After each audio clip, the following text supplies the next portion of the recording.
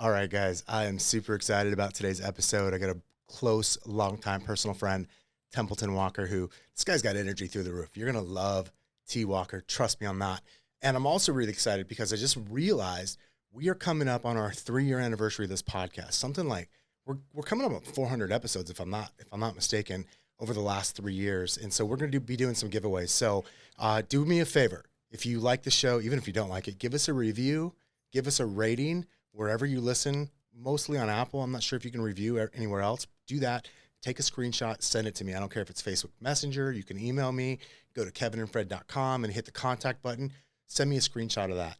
Or you could share the episode on your social, any episode, hopefully this one, so we get Templeton some more exposure. If you like what you heard, share it on your social. Send me a screenshot of that as well. Every time you send me a screenshot, I'm going to put you in a drawing. It's going to be one entry in a drawing. I'm going to give away some super cool stuff. That'll be right around the very beginning of November, right when we hit our 3-year anniversary. So, all right, without further ado, please enjoy my guest, Templeton Walker.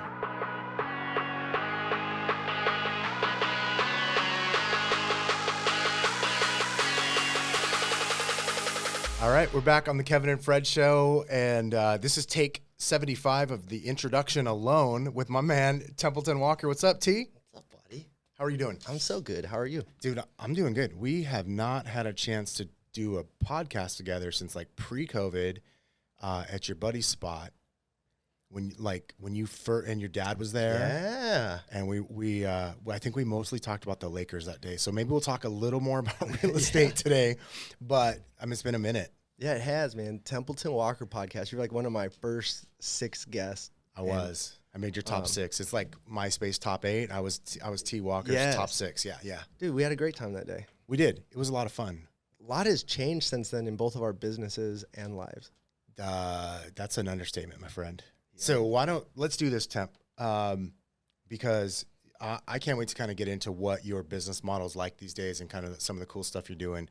But we're gonna go backwards too. But tell us, like, what is give me an overview. Like, what does Templeton Walker's real estate business look like today? And then I'm gonna hop all over the place on this. No worries. So I realized, like, I love owning and building businesses. I'm not very good at being a realtor or being a house flipper or owning the title company or running the rentals, but I like owning the business. So I started to stabilize companies. So I said, hey, Templeton Group, this is my traditional real estate. Like, if someone calls me to buy or sell traditional real estate, I don't want to actually do the work. And quite frankly, I'm pretty shitty at it. Oh, can you cuss? Yeah, you can say whatever the fuck you want. Okay. Ooh. Yeah. I'm not a very good realtor. Okay. But I have amazing realtors that I can empower, and then they go do that work for me. Okay. Right. So there's a lady named Shauna Slevin who I love and adore, and she runs Templeton Group for me. So I stabilized that vertical, and I realized, like, oh, I can make passive income from this business without a lot of my time. So that's kind of, and then I realized that being vertically integrated in business is one of the best things you can possibly do. Super important. So now the next stack for me was wholesaling real estate. Okay. 4 or 5 years ago, I was done being a realtor, and I was, getting paid a point or 2 points and finding people deals. I was essentially a bird dog, which was great. I learned a lot. Sure. But now I was looking at these HUDs and these settlement statements, and people were making 30, 40, 50, 60, 70, 80, 90, $100,000, and I was making $9,000, which I was thankful for. Yeah. But I was like, what are they doing? Made you realize there was something more yeah, there, I was like, right? whoa, what is that? Yeah. So I really realized when I wore my investor hat first, I could go make much more money. Okay. So this is what I teach all realtors. Being a realtor is amazing, but you should really be an investor first, because a lot of realtors just tee up opportunities for other people, but they don't realize they can be the person with disclosure. You can say, hey, I can be the buyer. Yep. Yeah, it should be. Somebody said something. It's been said a million times, but I remember inside the Facebook group, our Facebook group, Next Level Agents, I saw someone wrote, like, you can make a lot of money selling real estate, but you're only going to get rich if you buy real estate. Yeah. And I was like, I forgot that I don't know about you. So I want to talk about, like, your kind of how you found yourself in real estate and how T Group came to play. But for me, I got in because I knew I needed a job if I was going to ever still have a job, if I was going to be an investor. So I wanted to be an investor. Like, that was actually I read Rich Dad Poor Dad. I had a mentor who really lived that life. Mm-hmm. And that was what set me on fire for real estate. I only got into sales so I could become an investor. And then I fell in love with the business of real estate, but I forgot about that investment part for a minute. And by a minute, I mean, like, a little more than a decade. So tell me, like, first of all, when did you get into real estate as a realtor? And then what was that progression like for you at first? So 8 years ago, I'm from a small town, and I got to kind of be a big fish in a small pond. And dude, I thought I was like special.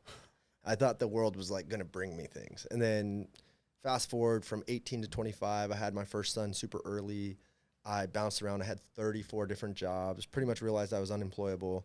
And then I got into real estate at 25, and I was like, I had to look in the mirror and be like, dude, are you going to be the guy that like, you can be?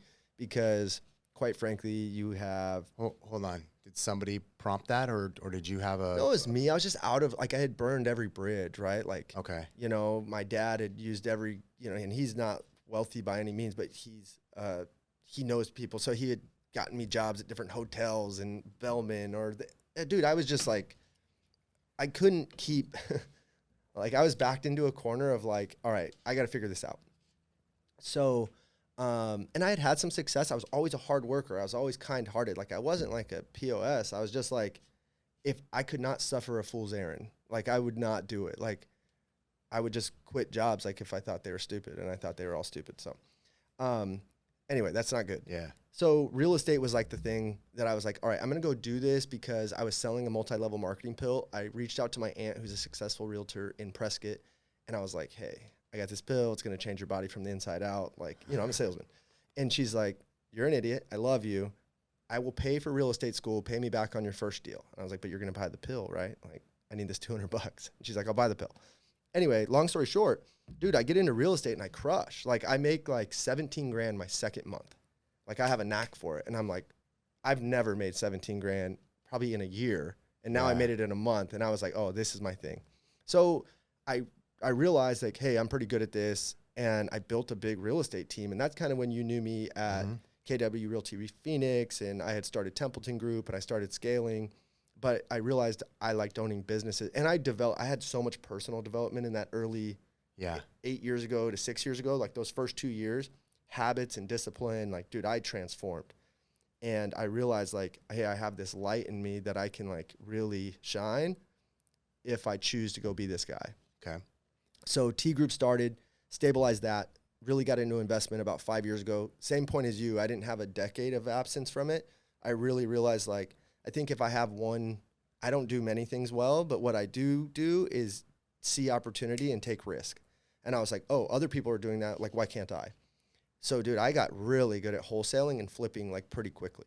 So my next vertical I was telling you is Templeton Group, then the wholesaling company. And if I have to wholesale deals, why not be my best buyer? I know how to flip houses.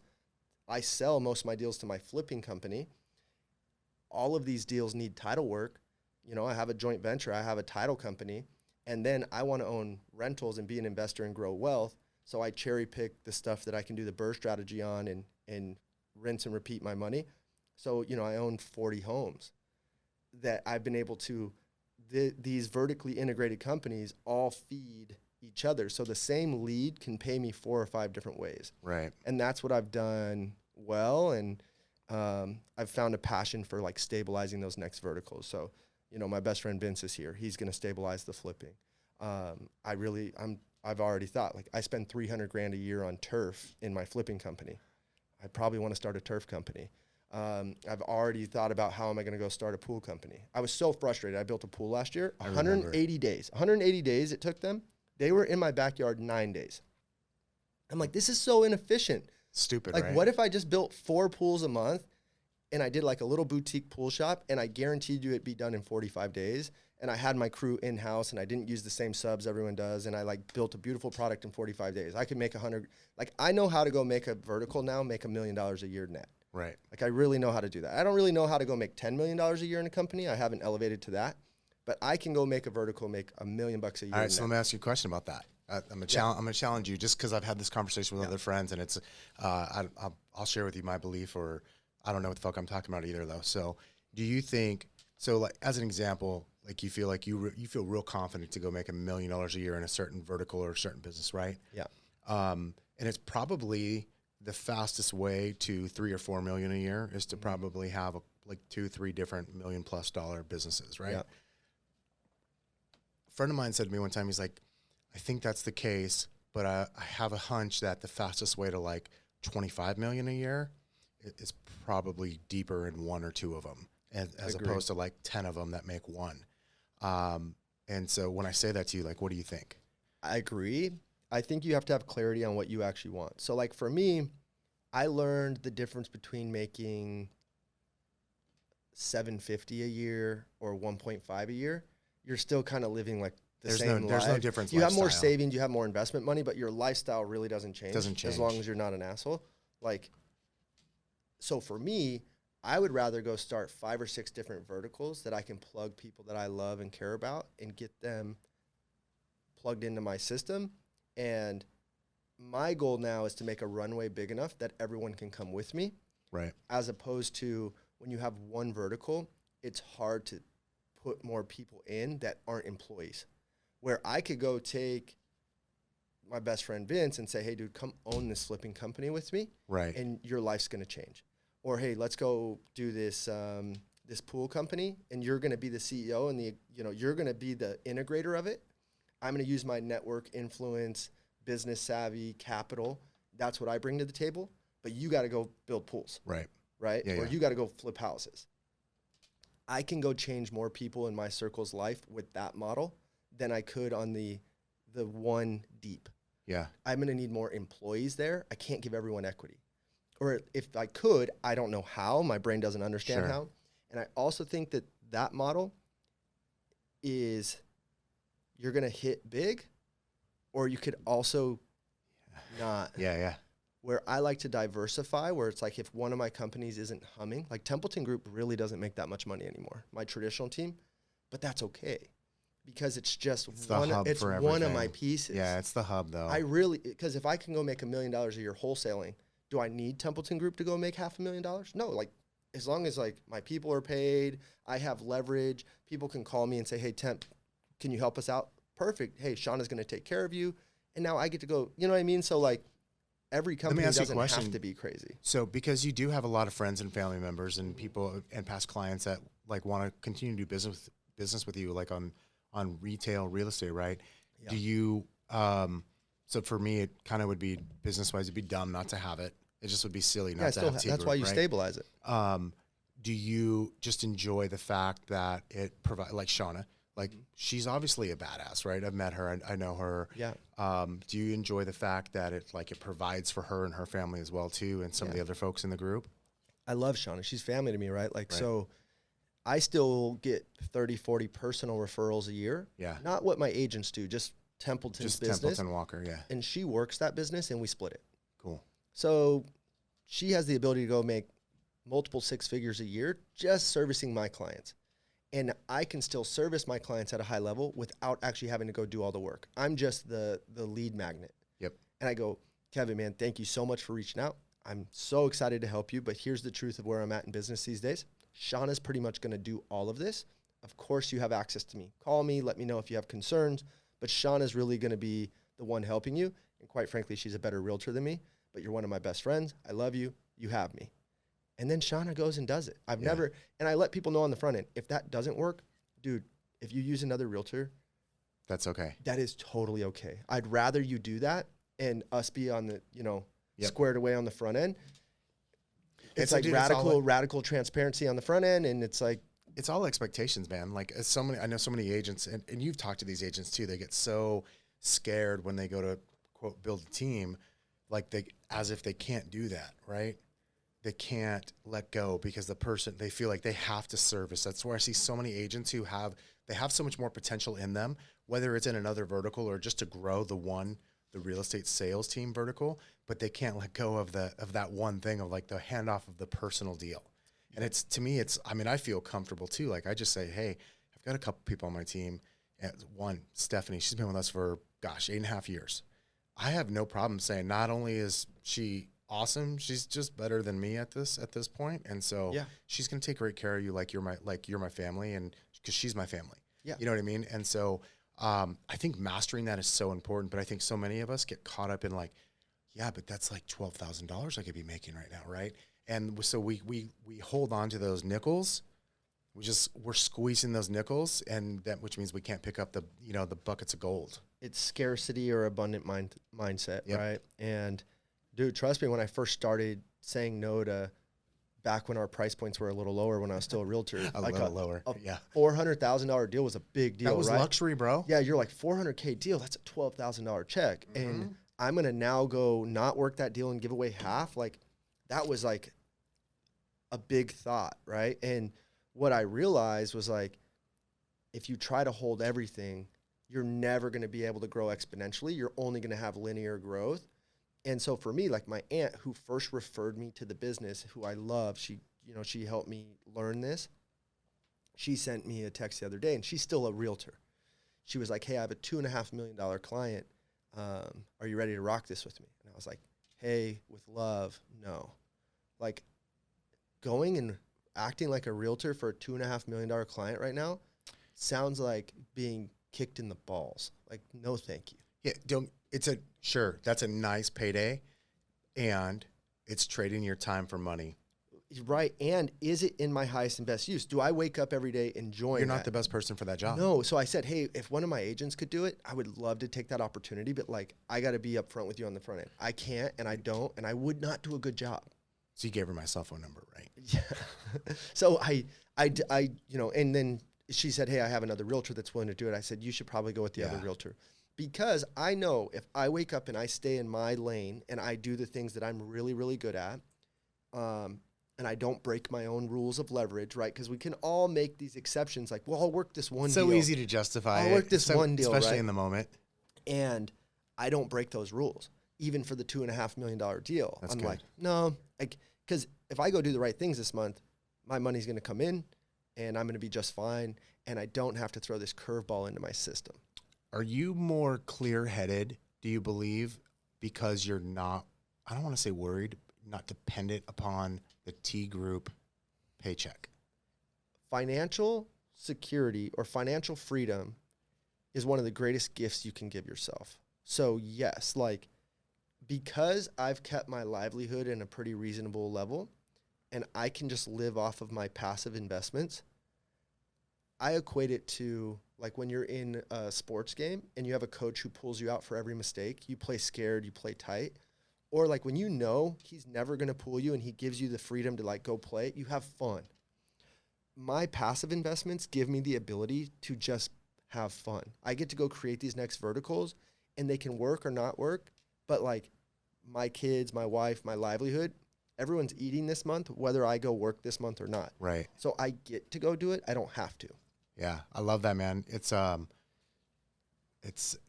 such a shift, I think, in mindset to just be able to go, doesn't matter if I actually go do this, so that way you're not making decisions for that dollar. I mean, we all, like, and by the way, for the listeners who heard that the wrong way, I'm not saying there's anything wrong with that, especially as you're building. But what I am saying is, if you can get yourself to a place in your business, whether that is through your actual active business or your investments, if you can get to the place where you're not doing something because you're going to make money for it, because you have to, the freedom that it gives you to be way more open and actually, I think, see bigger opportunities and do bigger things is such a huge opportunity in life that most people will never experience, and it's the coolest thing in the world. It's one of my passions, is to help people understand how to get off the hamster wheel, and it's really just understanding the way money should flow. Like, most of us in our life, we create active income. Yeah. We use that money. We go on vacations. We pay for our houses, our cars, our food, our gym memberships, and then we save and invest what's left, and there's usually nothing there or very little. And if people could understand that, go get as good as you can at making high active income, which real estate is a beautiful business to do that in, right? For sure. Like, being a realtor, being an investor, you can make these big checks. So you make active income, you pour that into cash flowing assets, and then you use and invest what's left. So now you have an infinite cycle, as opposed to active income, usage, then investing. It's because you're not going to get there. Like, it's going to take. You have to flip the script on it, otherwise you're going to follow the same script everyone else does. I'm financially free I'm 34 now, but I was financially free at 32. God, you're old, bro. I remember when you were like 19. I know. No. So, but I was financially free then, but society tells me that I should have had to wait till 65 or 67. Totally. And that's the truth if I don't understand how to switch my thinking around the flow of money. Yeah. And it's not that hard. Like I tell people all the time, like it's subtle. It's actually subtle. It's not hard. Like a couple good investments, you know, an Airbnb here, a little duplex, this and that, you keep your livelihood down. You can go create $5-6 grand a month in cash flow and replace your costs. Yep. Like I live on more than $5-6 grand a month these days because I have a million kids and a beautiful wife and family. But you do, and I think she's pregnant for the 18th time this year. Yeah. I can't stop. But you know, a lot of people that are listening, they could probably live a decent life on 3-4 grand. Yep. So you could be financially free with a few properly structured deals. Yeah. So that's what I would do. You said something a moment ago, which was interesting because I've really thought about this a lot over the last couple of months, which you said hamster wheel. And for me, a realization I've had at some point this year was, while it's a nicer hamster wheel, as realtors, we're still on a hamster wheel. We may not realize it because it looks better and it's got a much higher upside than like most industries. It's still a hamster wheel. Look at the awards that we give out as an industry. You and I have had this conversation for years about all the stage talk bullshit, right? About GCI and volume, and without ever talking about money that comes home. Like, it's still a hamster wheel that we're in as realtors. We have the opportunity for it to be a very high paying hamster wheel, but it's a hamster wheel nonetheless. And it's better than the corporate one. So if we don't take the time to, I think the way you just articulated that, kind of flip the script on that and change the way we're utilizing our active income, like we're going to be stuck there for a long time. Like, I know you the same way. Like, I just don't want to have to sit in someone's living room when I'm 75 to make a paycheck. Yeah. And or, even now. Well, it's because you didn't plant the seeds today that you're going to be rewarded for 7, 10, 15, 20 years from now. And what most of us can't do is get in that appropriate flow of money, because it sounds nice to be like, oh, I want to go buy the Beamer today. I want to go buy the bigger house today. And you get what, I didn't coin this, someone did, but it's called lifestyle creep. Yeah. And, your income went from $5 grand a month to $7 grand a month, 10 grand a month, but now your expenses went from $5 grand a month to $7 grand a month to 10 grand a month. Yeah. And you start to feel like, well, shit, I got to have that new SUV. I got to have the $1 million house and this and that. And dude, I've dealt with it. Like, well, you and I have talked about this a lot privately, dude, over coffee at, multiple times. What was the big change for you in that? So for me, I realized, like, when I was 28, 29, I started to make kind of good money for the first time. And dude, I did what a 28, 29-year-old does. I bought a BMW and a Mercedes in the same day. I had a house that had like flames. It was stupid. So is that the Wi-Fi hot tub that you had? Yeah, the Wi-Fi hot tub. And I was like, I'm the man. You know what I mean? And then you got her pregnant that night. Yes. Yeah. But the reality was, when I look back on it, I sold all that because one thing that pisses me off about my time at you can say whatever you want, bro. I don't care. What pisses me off about my time at KW, which it gave us so much good training and stuff, in 2016, I had the fear of God put in me that the shift was coming.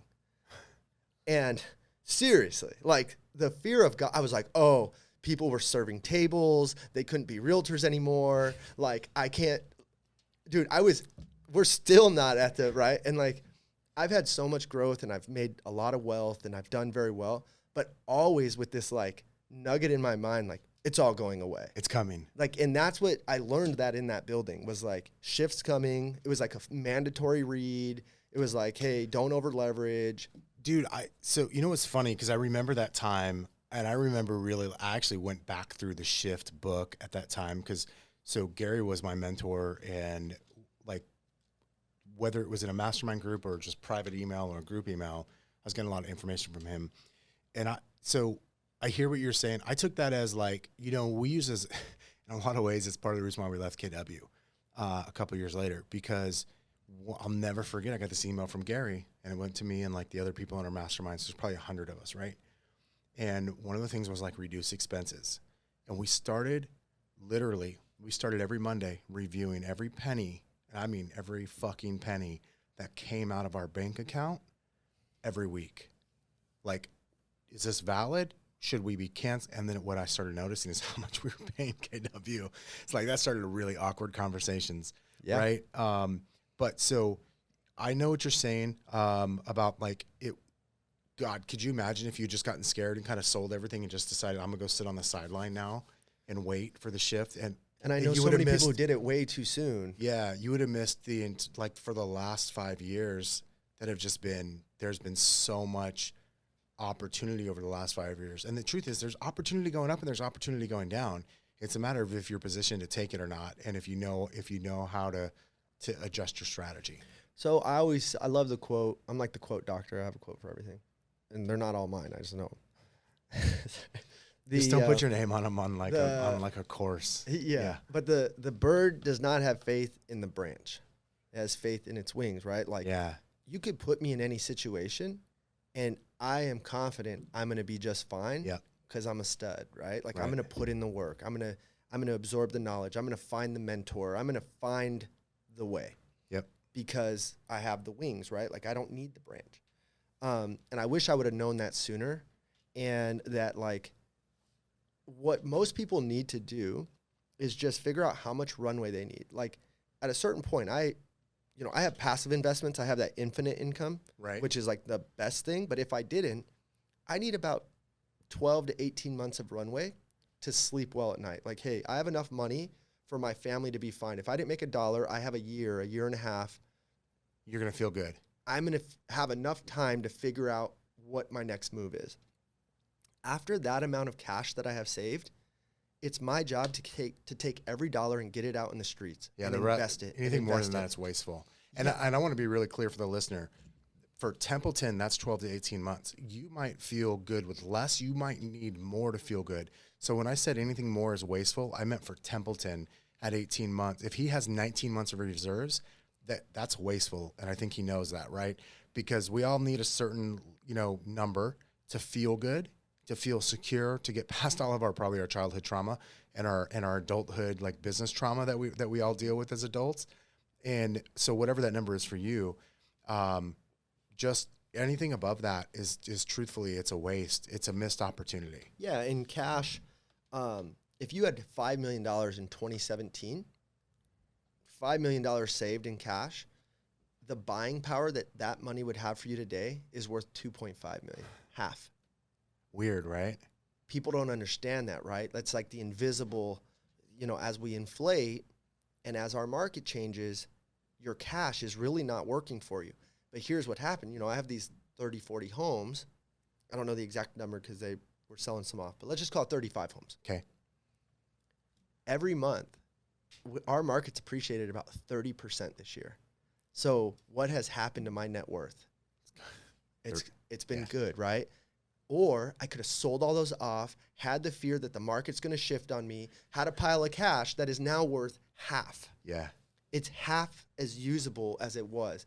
But the way we were brought up to talk about child trauma and programming, I was taught, find a job, make your money, save it a little bit, go on a couple vacations, don't take risk, very simple. And what you realize is that risk is not bad. Uncalculated risk is very bad. Yeah. And when you're putting all your chips on the table and you don't have that reserve, so I can play free because I have passive income, I have cash reserves. I can go place bets and they can go wrong.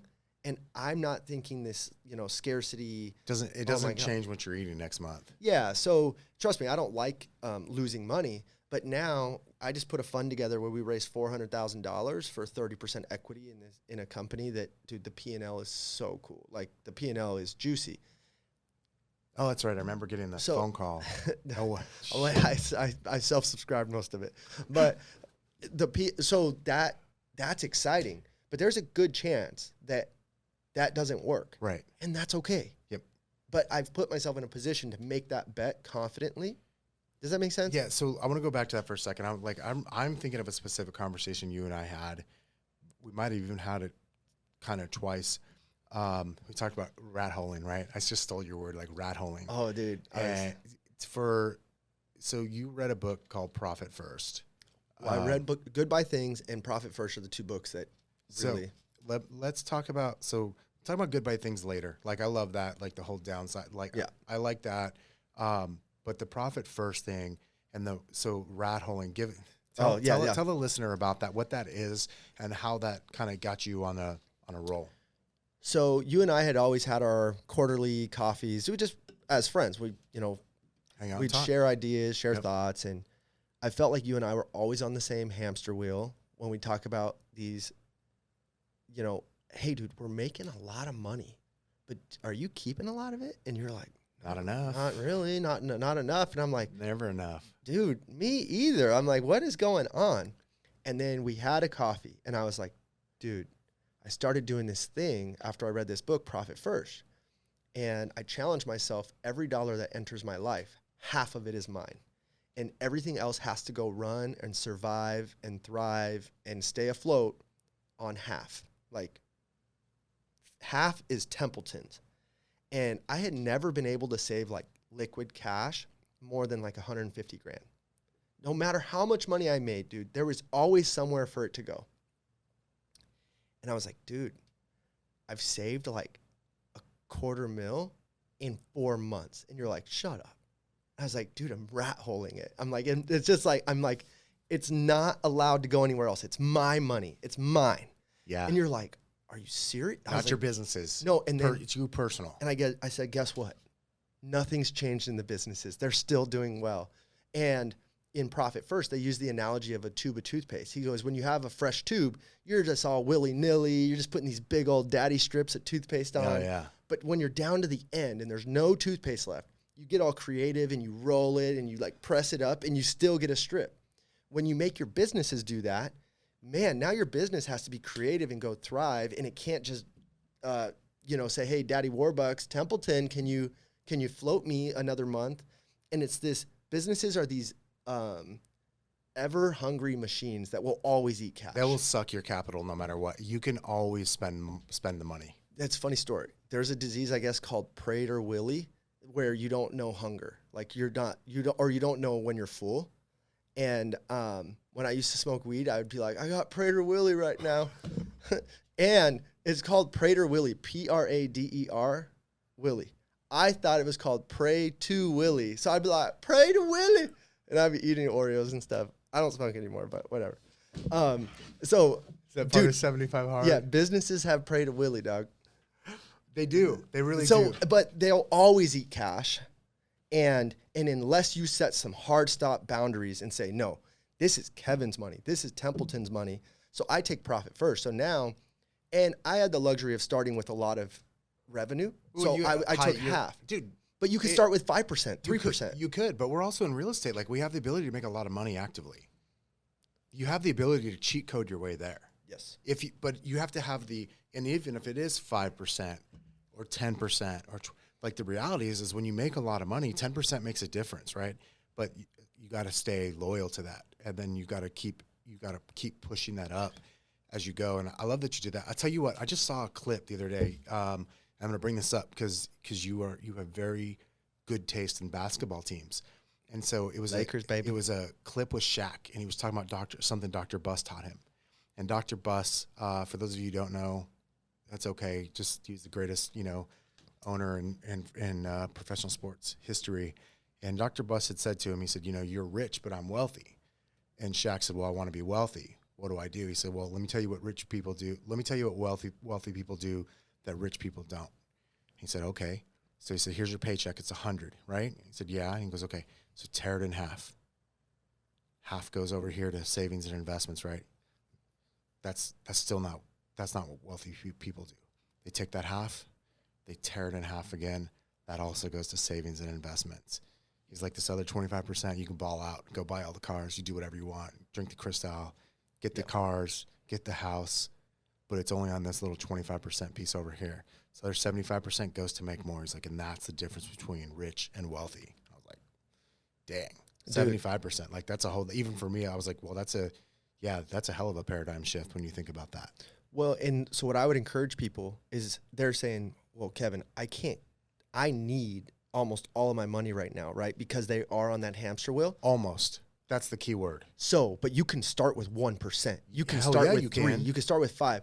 If the government said, hey, there's going to be this new 10% tax that you're going to go to jail if you don't pay it. We'd all pay it. You're going to pay it. So you have to give these these sort of like non-negotiable guidelines to yourself. And for me, it was half, right? Yeah. And I've stuck with that, and I've been able to increase it where, you know, my livelihood is about 5% of my monthly. Got it. And so now half of my brain power is reading and networking and discerning where I'm going to take this active income and go apply it. To go put it. Right. And I've worked really hard to put myself in that situation. Yeah. So, and that's where it gets fun. That's where, and I'll call you next time. Hey, we're going to raise 400 grand, put it in this company. Oh, I'm going to put a $50,000 venture capital check into Sweater Ventures, which you guys should all go download right now. Whatever it's going to be, I get to discern, and I get the privilege of doing that because I've been disciplined. Like Jocko Willenick says, discipline equals freedom. Yeah. They go, well, I don't want to go live on half. I don't want to go live on 75%. Well, I get to go do all this fun stuff and take these big bets because I'm disciplined in other areas. And I still live in a really cool but regular house. Not for long though, right? Did you buy another house? I did, but then it fell out. What? Yeah, but I actually feel good about it. Okay, that's good. I feel good about it. Like the right house will be there when it's there. So for the listeners, like I've lived in, I bought this mid-century modern house for $350. Now it's probably worth $600. It's a good house, but for my earnings, it's very easy and light for me. And I went and bought a $1.5 million house, and negotiations fell apart, and now I'm not buying it, and I'm like totally okay. You feel good about it though? I feel good. Then that's all that matters. Dude, I'm not stressed. When you're there, when you find it, you find it. Dude, you know what else financial freedom gives you? Is the ability to not need or like... not make a decision based on need. We need more room because I keep making babies. And your kids are fucking crazy too. Dude, they're so funny. I love it. Dude, little Temp and his mullet, and they're hilarious. You guys got to follow this cat on Instagram just so you can see his kids. It's pretty, man, they're so amazing. Dude, they're hilarious. But no, so life's good. But when you don't need, and then when you start to let life flow, like, you can't sit back and expect the world to bring you things. Remember, I learned that at 25.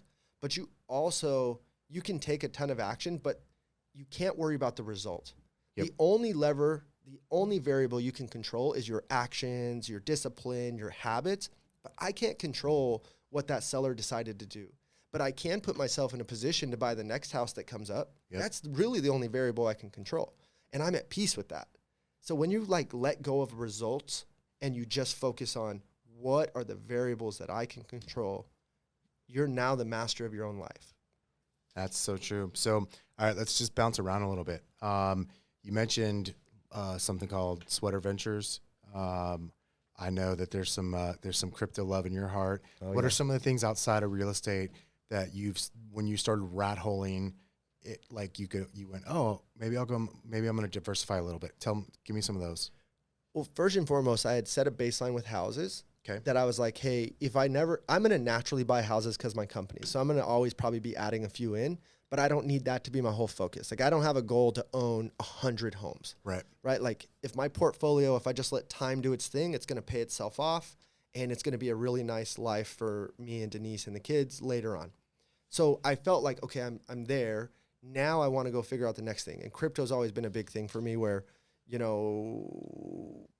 when everyone was high on it, 2017, I was a little bit earlier than that, but I got in, and instead of selling everything the way everyone did, I just set autos, and I bought it these last 5 years when it was down. So now when it's gone up again, I've been fortunate to do really well in the up, and I was always texting you like right before it got crazy, and hopefully you made a lot of money from my text messages. Dude, yeah, it's funny because I started looking at it. I started paying attention to it. Obviously, 2017 caught everyone's attention who was paying it for Bitcoin. Not everyone's. That was a big bump for the kind of bringing Bitcoin to the mainstream. And then it crashed. And it was right after that I was like, I need to buy. I bought some. I didn't buy enough. Nobody did, right? Yeah. Well, some people did. I did not buy enough. But I bought some, and then I just let it sit there because I kind of was like, I know I believed in it, but I didn't know shit about it. And then I don't know what it was, but about a little more than a year ago, so call it summer of 2020, I had a lot of time to think. I think a lot of us did, right? And so I just was like, if I believe in this, number one, I need to put my money where my mouth is. And kind of going back to what you talked about, like with rat holing, there's always a percent that I have. And I was like, what's the percent or what's the dollar amount that like I could theoretically risk that I could, if it goes to zero, I don't care, but I think it's actually got a high enough upside. So I started doing that, started doing auto buys and and then that made me more interested in it. Kind of like, if you play fantasy sports or if you bet on sports, like all of a sudden you're now you have, right. Yep. So I did the same thing, and I know that about myself, right? When I have a bet going on a sporting event or a fantasy team going, like I'm way more involved, even more than I normally am. And so same thing was true for me with crypto. So I started legitimately learning, and I started placing heavier and heavier buys, right? And I'm not trading, but dollar cost averaging my way into what I believe in for the long run, for sure. And the last year plus has been, it's been good. It's been good. When I told you, like, I have some disciplines, like I run these little altcoins, like, and I'm no master of crypto. I pretty much believe in Ethereum and BTC, Cardano. There's a few others, Polkadot. I kind of run these small alts. When they hit a certain leverage point, I just move them there. And like, I believe in like Bitcoin is going to be a leverageable asset. It already is. You can take loans against your Bitcoin the same way you can take a HELOC against your house. So if I have 10 Bitcoins and down the road they go to $500,000, now I have $5 million of wealth that I can then, I promise you there will be, you can leverage that however you want. There will be banks that will lend you 75% of that money. So now I have $3 million that I can leverage against my coins and go put. So I shouldn't sell them. We're traders, you've created a job and you've created a capital gain event. Right. If you go make a bunch of money, now you have to go pay a capital gain. So I run everything into BTC and ETH and I just hold it. Trust me, there's hard days because BTC and ETH, on paper, I lost 400 grand of profits this year just in one of my thingies. I had to see that. I was like, well, I should have sold it. And no, it's like, no. You should have just not logged in. That's actually what you should have done. And now that it's down, great. There's another buying opportunity if I truly have conviction. Yep. And at some point, you might want to take the cream off the top. But for me, I think BTC and ETH are, and I am not an expert on this. Like, this is just my theory, and I've done fine with it. And a lot of that's timing, and I've just played the game. I think those coins are going to be wealth creators and worth quite a bit of money, and I'll be able to borrow against them, and I don't ever have to sell them. So I think that, some of it's timing, but more of it is time, like the length of time. Just like it is with real estate, right? So this was not me trying to get into a crypto conversation by any means, because I know it probably just turned off half the listeners, which that's fine. I don't care. But the point is like you're looking at other things. Tell me what else. Like what else? Are you looking at anything Sweater, else? like venture. So like one of my favorite things is to build businesses. Okay. So I pretty much become a beacon for opportunity. Like let's say someone has an opportunity, they bring it to me. Okay. And then I'm going to typically go put that in the hands of my brother and another buddy, Jeff Booth, who are like both very analytical. They're going to find out why it doesn't work. Okay. I'm always going to find out why it does work. Right. They're going to tell me why it doesn't. And if they end up liking the opportunity, I'll then maybe go place a bet. And I'll ask them, hey, are you willing to write a check? Because they're way more conservative than me. And if they're willing to write the check. I love that. You got filters in your life. I don't even assess the deals, right? Like the cannabis testing company that I just did, like not grower, not dispensary. Arizona passed a law that it has to go through an 8-panel test now. So there's a lot of product that can't be sold legally because it can't be tested. So there's a really ripe opportunity there that people much smarter than me, they started the company, scientists and engineers, but they needed capital, so here I am. So let me stop you for a second. Where does that come from? Like, where are you getting these deals? Here's what I love about, by the way, if you guys take my advice and follow him on social, what you'll see, because I think I know where the answer is going to be, but I want to hear it in your words. What you'll see on social, and I love that you do this, it's been a great lesson for me, is like, I got to imagine that's where you source most of your freaking real estate deals, because you're just always reminding people to send me because most agents aren't going to buy them. Well, they're not going to buy them. And so you're just like, I'll buy them.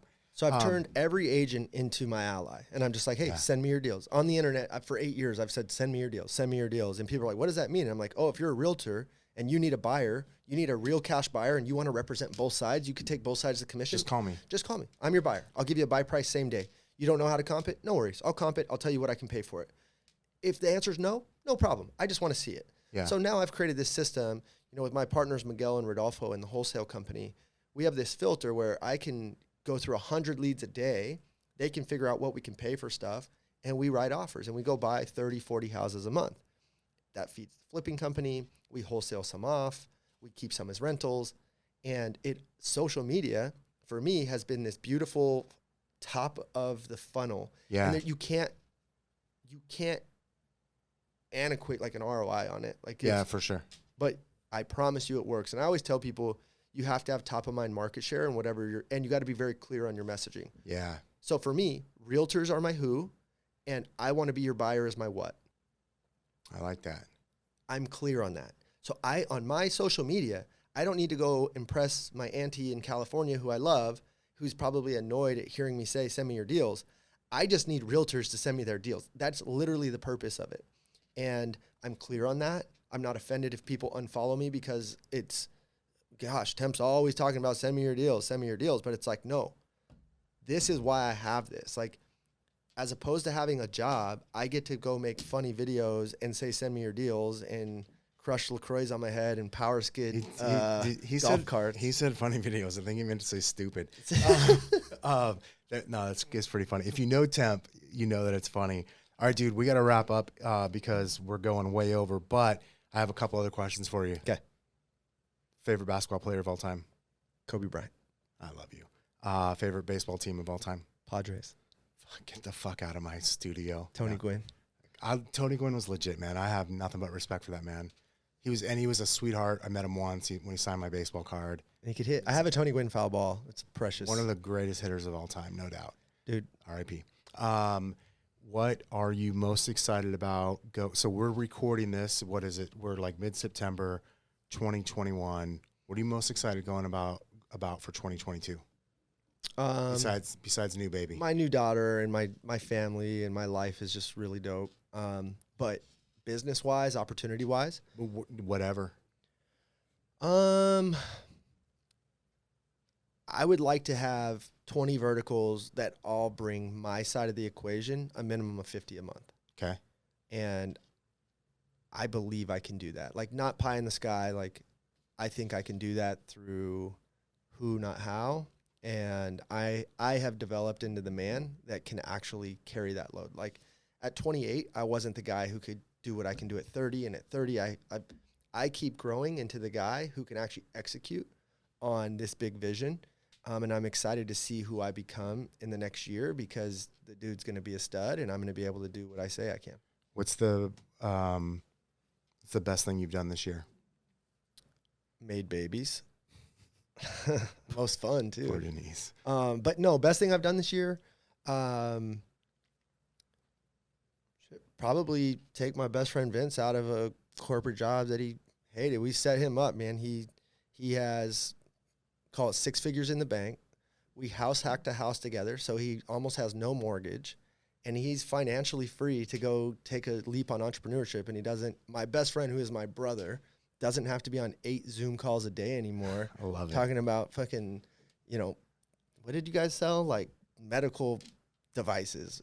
How many catheters did we sell this month? Like, he doesn't have to do that anymore. And that's badass. I love it. All right, what's the best place? I mean, I'm going to link to your Instagram, but is that the best place for people to catch up to you? Templeton_Walker. I have a TikTok, but I just feel so creepy. Weird. No, I think my shit's fire and people aren't watching it, so it's just pissing me off. I have one video with like a ton of views when I bought $70,000 of Dogecoin at once. And I called everyone dumb shits. I was like, hey, dumb shits, here's how you invest. I was just trying to be funny. You should have got some coins and done like, I don't know who that is, but that's the me. salt thingy, you should have got some coins and been like, here's my Doge. Because like so many people don't even know that it's like not a physical. Yeah, I don't know. So should have gone to like some tokens from Peter Piper Pizza or something like that. But in fact, now I'm going to do that. Let's make a TikTok together. Instagram. Let's go do that. We can put it on both. Whatever. Let's go. But can we do on both, Brandon? Yeah. Okay. Dude, yeah, I need to we can do it on both. Dude, I feel like I have such a fucking dope message and like 2,000 people are watching it. The hard part is it's like getting you do have a great message, brother, and it's so funny cuz like you go from I'm a fucking clown to serious deep message in a matter of 10 seconds. And I mean, I love it cuz I know you and I'm like, It's all over the place. You've taught me so much over the years. Like, our relationship has been so good for me over the last couple of years. Vice and versa. I just, man, I appreciate you, brother. I love you, man. I love you, dude. I'm glad we finally got to run this back. We've not figured out how to shake hands yet. It was so awkward. I'm really. That's not awkward. That's how friends shake. That was a little awkward. We just high five it or something like that. That was no, awkward. The first one was good, dude. The first one was good. But you know when people fist bump? Yeah. So do a fist bump, and then I do a turkey. Look at the head and the feathers. And then I say turkey. And people go, what? Anyway. You say turkey, and I just think of like turkey lurkey. I don't know. I think this of is gonna go downhill Thanksgiving. quickly. I'm so excited for. I'm not on 75 hard anymore. I'm going to eat fucking everything. Is that over? Did you do? I failed on day 56. What the? I'm sorry. I'm human, but I'm fit now. I have great habits. It did what it was supposed to do. Leave me alone. Oh, I don't think Ed would agree. No, so I got home from. Wait, who is it? That's an Ed. Is it Ed? No, it's Andy Frisella. Sorry, I mix those two guys up. I know I shouldn't do that. That's Last totally racial story. profiling. I get home from La Jolla. I have the kids up on my own. SeaWorld. I get home. I have 2 workouts still. I say, hun, we just got the baby down. I was like, I'm going to lay down on the couch for 30 minutes. I still have 2 workouts tonight, which I had already ran into that equation a lot of times during the remember. So I'm like, hun, wake me up. And she's been great about it. She tries to wake me up 5 times. All I kept telling her is, fuck that challenge. And then I woke up the next day like, dang it. Were you praying to Willie? I prayed to Willie the whole week because, dude, I was off. I did keto for 56 days without cheating, which is why I did a 3-day fast this week. your boy is tight right now. I did 3 days this week. How was a 72-hour? I've never made it. I've never made it past 48. It's the 3rd time I've done it in the last 10 months. I did a 24-hour dry fast. Have you done a dry yet? No. No, you can't have an ounce of water. You can't have anything. I'm not saying I won't try it. I liked it, but they say it gives you a 3 to 5 day result. That's what they say, but there's no proof of it. So, well, we're all just. I don't know. We're all just experimenting. I don't know. I'll tell you, I'd probably try a 5-day with water. I'd rather suffer 1 day without anything, no water, than 5 days, dude. I'll probably go to 5 days first before I try 1 day dry. Do you know what I'm so glad's back in my life? Me? Tortillas. And on that, Okay. we're out. Okay, love you. I love you, brother. Turkey. Turkey. See you next time, guys.